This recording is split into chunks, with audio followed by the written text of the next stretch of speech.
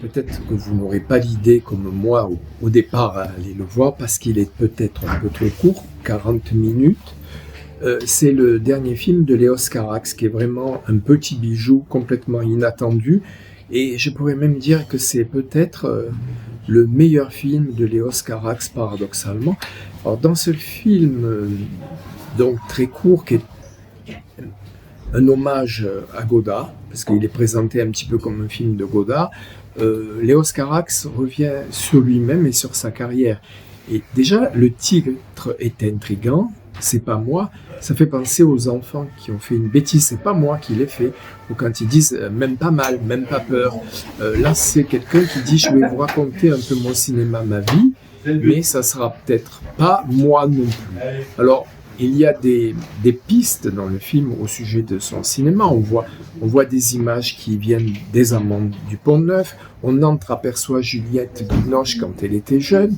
Et on voit surtout, évidemment, Denis Lavant dans toute sa splendeur, ou quelquefois dans toute sa, comment on pourrait dire, terreur, puisque quelquefois il fait très peur, quelquefois il est très beau, on le voit évoluer à travers le temps, je dirais peut-être même plus qu'un hommage à Léos Carax, c'est un hommage à ses comédiens, à ses décors, évidemment, comme je viens de le dire, donc à Denis Lavant, évidemment, qui a été propulsé au cinéma grâce à Léos Carax, c'est lui qui a fait son succès depuis Boy Meets Girl, depuis Mauvais Sang, d'ailleurs il y a l'extrait très connu où on voit Denis Lavant marcher, danser, c'est entre la marche et la danse, avec le célèbre morceau de David Bowie.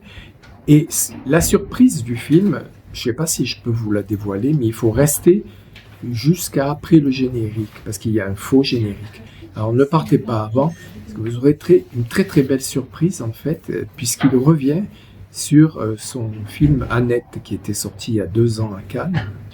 Et vous verrez, je ne vais pas vous raconter, mais il a remplacé Denis Lavant par quelqu'un ou quelqu'une, et c'est sublime, c'est un petit bijou. Tout le film tient par le fait qu'il va vous surprendre. Et laissez-vous emporter par cette fausse biographie, par ce faux testament, parce que j'espère que ce n'est pas un testament, et que continuera à faire des films. Moi qui ne suis pas un fan de Léos Carax en fait, et j'y allais vraiment à contre-cœur.